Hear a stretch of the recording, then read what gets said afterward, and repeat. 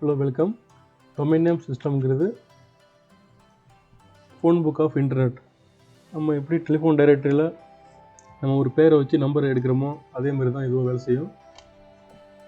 இது டிஎன்எஸ்ங்கிறது இது ஒரு பெரிய கான்செப்ட். இது நம்ம இன்றைக்கி பார்க்க போகிறது ஃப்ரீ டிடிஎன்எஸ்ஸை எப்படி யூஸ் பண்ணலான்னு சொல்லிட்டு தான்.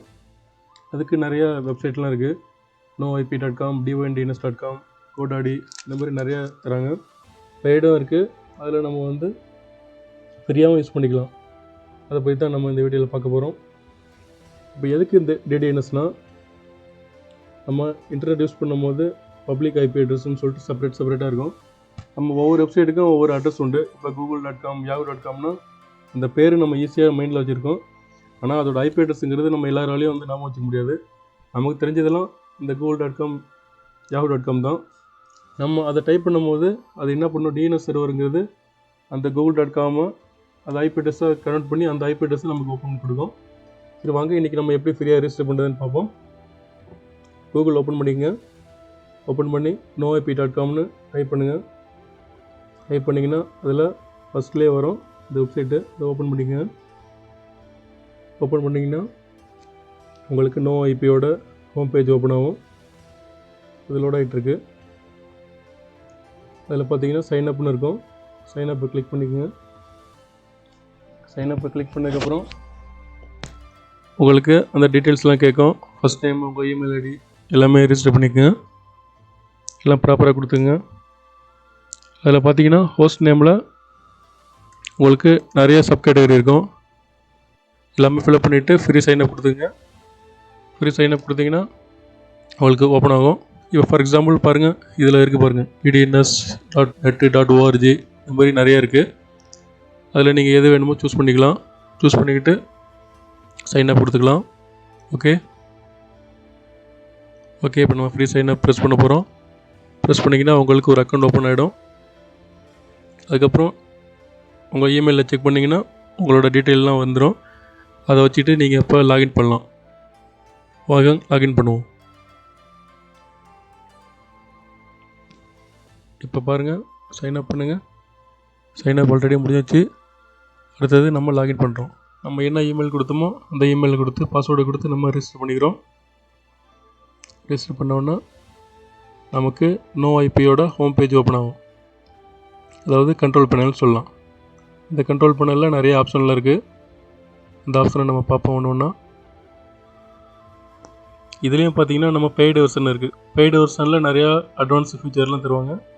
ஆனால் நம்ம இப்போ அமௌண்ட் கொடுத்து நம்ம வாங்க போகிறது கிடையாது. நம்ம இந்த noipயோட ஃப்ரீ சர்வீஸ் மட்டும் தான் யூஸ் பண்ண போகிறோம். வாங்க உள்ள லாகின் அடித்து நம்ம அதோட டேஷ்போர்டு பார்ப்போம். டேஷ்போர்டில் என்னென்ன ஆப்ஷன் இருக்குதுன்னு பாருங்கள்.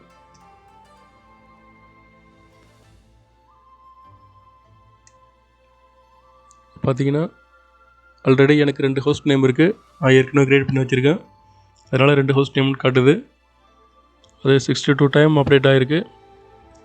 ஓகேங்களா?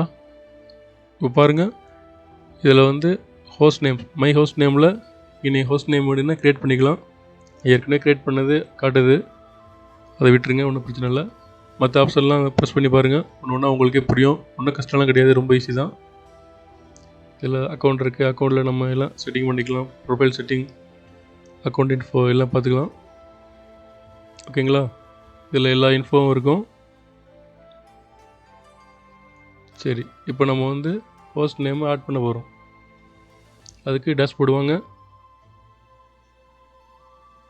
டேஷ்போர்டு வந்துட்டு இந்த ஹோஸ்ட் நேமுங்கிற இடத்துல உங்களுக்கு என்ன நேம் வேணுமோ அதை நீங்கள் என்ட்ரு பண்ணிக்கலாம். என்ட்ரு பண்ணிக்கிட்டு டொமைனில் வந்து நீங்கள் நிறைய ஆப்ஷன் இருக்கும். எல்லாமே ஃப்ரீ தான். அதை நீங்கள் சூஸ் பண்ணிக்கணும். ஃபார் எக்ஸாம்பிள் நான் வந்து மை நியூ நேம்னு சொல்லிட்டு டைப் பண்ணுறேன். டைப் பண்ணிவிட்டு நான் இதில் ஏதாச்சும் ஒன்று சூஸ் பண்ண போகிறேன். இப்போ சூஸ் பண்ணுற இந்த டொமைன் நேமில் தான் இப்போ என்னோடய ஐபி அட்ரஸ் ஸ்டோர் ஆகும். இப்போ நான் என்னோடய வெப்சைட்டையோ இல்லை கம்பெனியோ இல்லை கேமராவையோ எதையோ அக்சஸ் பண்ணுறதா இருந்தால் நான் என்னோடய ஐபி அட்ரஸ்ஸு ஞாபகம் வச்சுக்க தேவையில்லை. இந்த டொமைன் நேம் மட்டும் கொடுத்தா போதும், எனக்கு ஓப்பன் ஆகும். ஏன்னா நாங்கள் வச்சுருக்கிறது வந்து ஸ்டாட்டிக் ஐபி கிடையாது. இது வந்து ஒவ்வொரு நடையும் ஐபி அட்ரஸ் எங்களுக்கு சேஞ்ச் ஆகிட்டே இருக்கும். அதனால தான் நம்ம வந்து இந்த டொமைன் நேம் சிஸ்டத்தை யூஸ் பண்ணுறோம். பாருங்கள், இப்போ சக்ஸஸ்ஃபுல்லாக க்ரியேட் ஆகிடுச்சு. அப்டேட் ஹோஸ்ட் நேம்னு கொடுத்தோம்னா இப்போ இந்த கரண்ட் ஐபி வந்து என்னோட அந்த ஹோஸ்ட் நேமில் போய் சேவ் ஆகிடும். ஓகேங்களா? பழைய இது கன்ஃபார்ம்னு கேட்குது. அது எதுக்காகனா நம்ம வந்து பெய்டு பண்ணி வாங்கலை, நம்ம ஃப்ரீ சர்வீஸ் யூஸ் பண்ணுறோம். அது நம்ம ஒவ்வொரு 30 நாளுக்கு ஒரு நடையும் நம்ம இதே போல் அப்டேட் பண்ணோம்னா நம்ம யூஸ் பண்ணிகிட்ருக்கலாம். இல்லைனா நம்ம அமௌண்ட் கொடுத்து வாங்கணும். சரி, இப்போ பாருங்கள், டேஷ்போர்டு பாருங்கள். இதை நம்ம எப்படி செக் பண்ணலான்னா கமாண்ட் ப்ராம்ப்ட் ஓப்பன் பண்ணிங்க. கமாண்ட் ப்ராம்ப்ட் ஓப்பன் பண்ணி இப்போ நான் க்ரியேட் பண்ண இந்த ஹோஸ்ட் நேம் mynewName.DDNS.net அதை நான் வந்து பிங் பண்ணி பார்க்குறேன். பிங் பண்ணும்போது எனக்கு சக்ஸஸ்ஃபுல்லாக பைட்ஸ் ரிசீவ் ஆகுது, பாக்கெட்ஸ். அப்படின்னா என்ன அர்த்தம்னா என்னோடய ஐபி அட்ரஸ்ஸு இந்த ஹோஸ்ட் நேமில் போய் சக்ஸஸ்ஃபுல்லாக ரிஜிஸ்டர் ஆகிடுச்சு. ஃபார் எக்ஸாம்பிள் இப்போ நான் வேறு ஒரு நேம் கொடுத்து பார்க்குறேன், வேறு ஒரு நேம் கொடுத்து பிங் பண்ணி பார்க்குறேன். அது எந்த அவுட்புட்டும் வரல. ஏன்னா அந்த நேமில் வந்து இந்த ஹோஸ்ட் நேமும் இல்லை. அதனால் உங்களுக்கு ரிக்வெஸ்ட் டைம் அவுட்னு வந்துடும். இப்போ நாம் கொடுத்ததில் ஐபி அட்ரஸ் போய் ஸ்டோர் ஆகிடுச்சு. ஓகேங்களா? இது ரொம்ப சிம்பிள் கான்செப்ட் தான். இது உங்களுக்கு நிறைய இடத்துல யூஸ் ஆகும். ஃபார் எக்ஸாம்பிள் நீங்கள் செக்யூரிட்டி கேமரா யூஸ் பண்ணுறீங்க, அப்புறம் உங்களோட ரவுட்டர் ஆக்சஸ் பண்ணுறதுக்கு, உங்களோட கம்பெனி வெப்சைட் ஆக்சஸ் பண்ணுறதுக்கு நீங்கள் தனியாக காசு கொடுத்து வாங்கணுன்னு எந்த அவசியமும் கிடையாது. நீங்கள் இதை போல் நோ ஐபி, DynDNS இந்த மாதிரி ஃப்ரீயாக இருக்கிறத கூட நீங்கள் யூஸ் பண்ணிக்கலாம். பார்த்துங்க. ஓகே, இப்போ நம்ம பார்த்தது ஐபி அட்ரஸை மேனுவலாக நம்ம வந்து அப்டேட் பண்ணுறோம். ஓகேங்களா? இதே நம்ம எப்படி ஆட்டோமேட்டிக்காக அப்டேட் பண்ணுறதுன்னு நம்ம பார்ப்போம். ஓகே, நம்ம கூகுளில் போய்ட்டு நோ ஐபி அப்டேட் கிளைண்ட்னு போடுவோம். போட்டோம்னா நமக்கு அப்டேட் கிளைண்ட் வரும். அந்த அப்டேட் கிளைண்ட் சாஃப்ட்வேரை நம்ம பிசியில் இன்ஸ்டால் பண்ணிக்கணும்.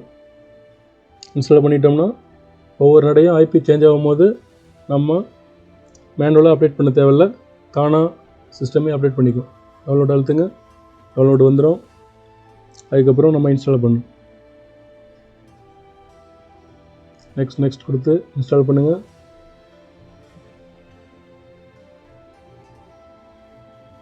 அதுக்கப்புறம் அந்த 2 ஆப்ஷனும் டிக்லேயே இருக்கட்டும். அப்போ தான் சிஸ்டம் சர்வீஸாக எடுத்துக்கிட்டு பேக்ரவுண்டில் ரன் ஆகும், தானாக அப்டேட் ஆகும்.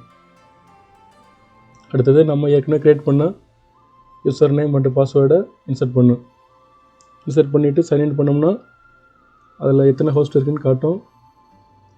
இப்போ இன்ட்டுக்கு அடுத்து பார்த்திங்களா, இப்போ நம்ம எடிட் ஹோஸ்ட் கொடுத்தோம்னா அந்த நேம் வரும். அதில் எந்த நேமில் நமக்கு ஐபி அட்ரஸ் ஸ்டோர் ஆகணுமோ அந்த நேமை செலக்ட் பண்ணிக்கிட்டு நம்ம ஓகே கொடுக்கணும். கொடுத்திங்கன்னா இப்போ அந்த நேமில் ஐபி அட்ரஸ் அசைன் ஆகிடுச்சு. நம்ம போய் கமாண்ட் ப்ராம்ப்டில் போய் நம்ம பிங் பண்ணி செக் பண்ணி பார்க்கலாம். பிங் mynewName.DDNS.net கொடுத்தோம்னா இப்போ அந்த நேமில் ஐபி அட்ரஸ் ஸ்டோர் ஆகிடுச்சு. நம்ம முதல்ல பார்த்தது மேனுவலாக அப்டேட் பண்ணுறது, இது ரெண்டாவது பார்த்தது ஆட்டோமேட்டிக்காக அப்டேட் பண்ணுறது. அது மட்டும் இல்லாமல் நம்ம கம்ப்யூட்டரை ஒவ்வொரு நாடாக ரீஸ்டார்ட் பண்ணும் போதும் கம்ப்யூட்டர் வந்து தானாக இந்த ப்ரோக்ராமை ஸ்டார்ட் பண்ணிவிடும். அதுக்காக இந்த 2 ஆப்ஷனும் எனேபிள் இருக்குன்னு கொடுத்தோம்னா தானாக சிஸ்டம் ஒவ்வொரு நாடையும் ஆன் ஆஃப் ஆகும் போதும் இந்த ஐபி அட்ரஸை அப்டேட் பண்ணிக்கும். பாருங்கள், கீழே வந்து 2வது பாருங்கள், கீழே பார்த்தீங்கன்னா டாஸ்க் பாரில் ஷோன் கொடுத்தீங்கன்னா இது தெரியும். இப்படியும் போய் நம்ம பார்த்துக்கலாம். எல்லாமே கரெக்டாக இருக்குது. ஓகே, பாருங்கள், mynewName.DDNS.net போட்டோம்னா இப்போ என்னோடய ரவுட்டர் ஆக்சஸ் ஆகுது. இப்போ இந்த நேமை வச்சு என்னோடய ரவுட்டர்னா வெளியிலேருந்து எங்கே வேணாலும் ஆக்சஸ் பண்ணலாம்.